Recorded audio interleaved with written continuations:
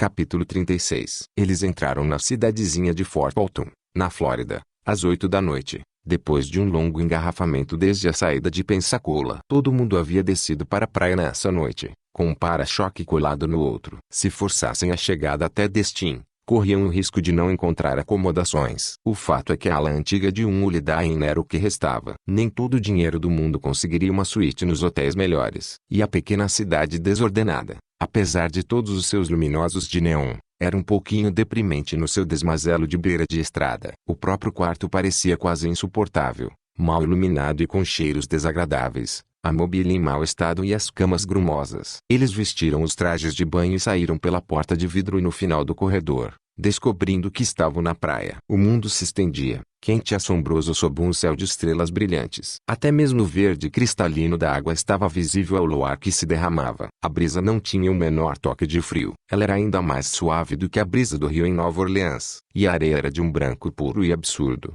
e fina como açúcar sob os seus pés. Saíram andando juntos até a arrebentação. Por um instante, Michael não pôde acreditar mesmo na temperatura deliciosa da água, nem na sua delicadeza transparente e luminosa ao se enroscar nos seus tornozelos. Num estranho momento de tempo circular, ele se viu em Ocean Beach, do outro lado do continente, com os dedos enregelados, o rigoroso vento do Pacífico açoitando seu rosto, a pensar neste mesmo lugar, neste lugar aparentemente mítico e impossível, abaixo das estrelas.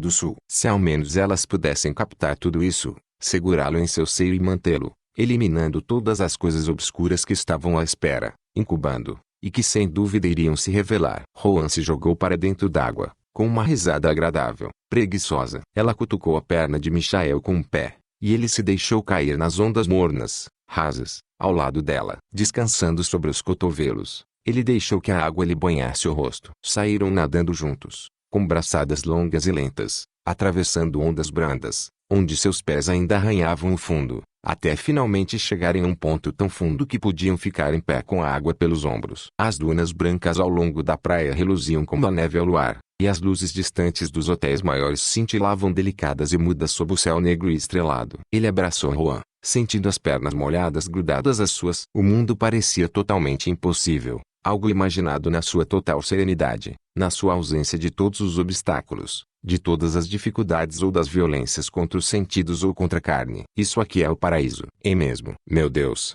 Michael, como você pôde um dia ir embora daqui? Ela se afastou dele, sem esperar resposta, e nadou com braçadas fortes e rápidas na direção do horizonte. Ele ficou onde estava, com os olhos examinando os céus, discernindo a grande constelação de Orion, com seu cinturão de joias. Se na sua vida ele havia sido tão feliz assim, não conseguia se lembrar. Absolutamente não conseguia. Ninguém jamais havia provocado nele a felicidade que ela provocava. Nada jamais havia gerado nele a felicidade desse momento, esse frescor, essa beleza, esse carinho materno.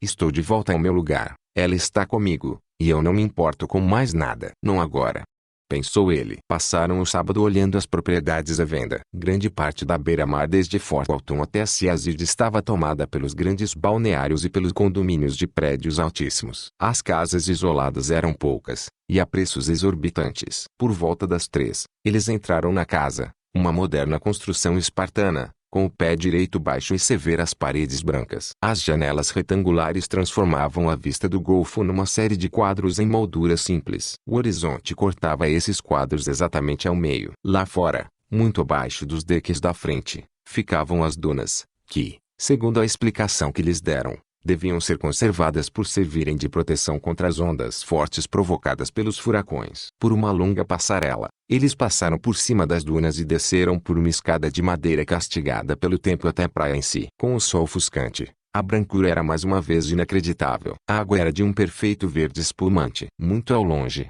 na praia, dos dois lados, prédios altos interrompiam a paisagem com suas torres brancas, aparentemente tão geométricas e simples quanto a própria casa. Uma total ausência dos penhascos, rochedos e árvore da Califórnia. Era um ambiente totalmente diferente, que fazia lembrar as ilhas gregas, apesar da sua planura. Uma paisagem cubista de luz deslumbrante de linhas bem marcadas. Ele gostou. Disse a Rowan imediatamente que estava gostando, sim, e que essa casa seria perfeita. Acima de tudo, ele apreciava o contraste com a exuberância de Nova Orleans. A casa era bem construída, com pisos de cerâmica cor de coral e grossos tapetes, e uma cozinha reluzente, de aço inoxidável. Cubista e austera, e inexplicavelmente linda ao seu próprio modo. A única decepção para Rowan consistia na impossibilidade de atacar um barco ali. Ela teria de dirigir uns 4 quilômetros até a marina que dava para a baía, no outro lado da estrada, e tirar o barco passando pela enseada de Destin para entrar no golfo. Mas isso não era um incômodo tão terrível quando comparado ao luxo desse longo trecho de praia imaculada. Enquanto Rowan e o corretor redigiam uma proposta de compra, Michael saiu até daqui descorado pelo tempo. Ele protegeu os olhos enquanto examinava a água. Procurou analisar a sensação de serenidade que ela lhe transmitia, que sem dúvida estava associada ao calor e ao profundo brilho das cores. Em retrospectiva, Michael tinha a impressão de que os tons e matizes de São Francisco sempre estavam misturados a cinzas, e que o céu lá sempre estava meio invisível por trás de uma névoa, de uma neblina forte ou de um manto de nuvens desinteressantes. Ele não conseguia associar esta brilhante paisagem marinha ao Pacífico frio e cinzento, às suas parcas e terríveis lembranças do helicóptero de salvamento, ou de estar ali deitado, gelado e cheio de dores na maca, com as roupas encharcadas. Esta aqui era a sua praia e a sua água, que não iria machucá-lo. Ora, talvez ele até pudesse aprender a gostar de estar no Suetistine aqui no sul. Mas ele devia confessar que essa ideia o deixava ligeiramente mareado. No final da tarde, almoçaram num pequeno restaurante especializado em peixes, perto da marina de Destin. Um lugar muito simples e barulhento com a cerveja servida em copos de plástico. O peixe fresco estava ótimo. Ao pôr do sol, eles estavam novamente na praia do motel, jogados nas velhas espreguiçadeiras de madeira. Michael fazia anotações sobre coisas lá de First Street. Ron dormia, com a pele bronzeada nitidamente escurecida pela última semana de atividades ao ar livre e talvez por essa última hora na praia escaldante. Havia faixas de amarelo no seu cabelo. Doeu-lhe olhar para ela,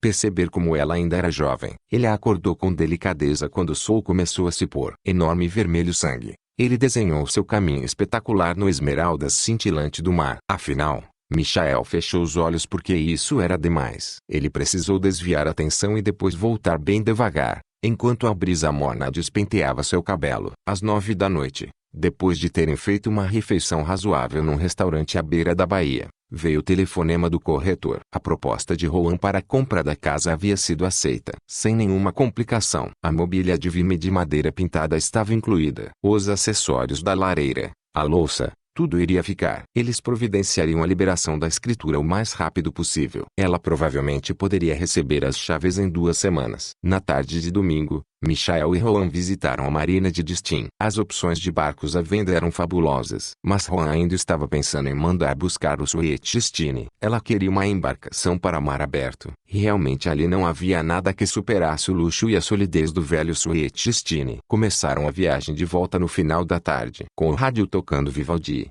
viram o pôr do sol enquanto seguiam a toda velocidade pela baía de Mobile. O céu parecia infinito, brilhando com uma luz mágica por trás de um imenso território de nuvens escurecidas. O cheiro da chuva misturado ao calor. Meu lugar. Onde eu me sinto bem. Onde o céu tem a aparência de que eu me lembrava. Onde a planície se estende sem fim. E o ar é meu amigo. Mudo e veloz. Segui o trânsito pela rodovia interestadual. O Mercedes-Benz baixo e confortável mantinha facilmente a velocidade de 130 km por hora. A música cortava o ar com o acorde de agudos violinos. Afinal, o sol desapareceu num banho de ouro ofuscante. Os escuros arvoredos pantanosos se fecharam à sua volta à medida que eles foram entrando no Mississippi, com as enormes carretas passando barulhentas, e as luzes das pequenas cidades tremeluzindo por um instante antes de desaparecer, enquanto se extinguia o último resquício da claridade. Ela sentia a falta dos contrastes da Califórnia, perguntou-lhe Michael. Falta dos penhascos e dos morros amarelos. Ela estava olhando para o céu da mesma forma que ele. Nunca se viu um céu desses por lá. Não,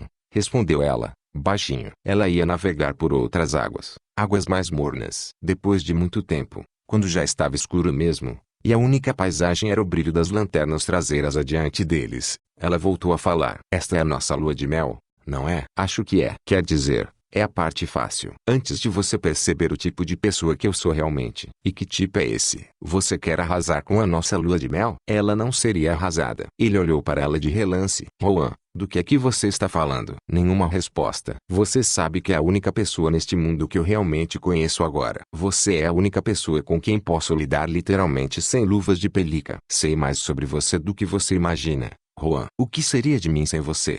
Sussurrou ela, ajeitando-se no banco e esticando as pernas compridas. O que você quer dizer com isso? Não sei, mas descobri uma coisa. Estou com medo de perguntar. Ele não vai aparecer enquanto não estiver pronto. Eu sei. Ele quer que você esteja aqui neste momento. Está afastado para abrir lugar para você. Ele apareceu para você naquela primeira noite só para seduzi-lo. Isso está me dando calafrios. Por que ele estaria tão disposto a compartilhar você comigo? Não sei, mas já lhe dei oportunidades. E ele realmente não aparece. Acontecem coisas estranhas, absurdas, mas nunca tenho certeza. Como que tipo de coisa? Nada digno de atenção. Olhe, você está cansado. Quer que eu dirija um pouco? Meu Deus, não. Não estou cansado. Só não quero a presença dele aqui neste instante, nesta conversa. Tenho a impressão de que ele vai aparecer logo.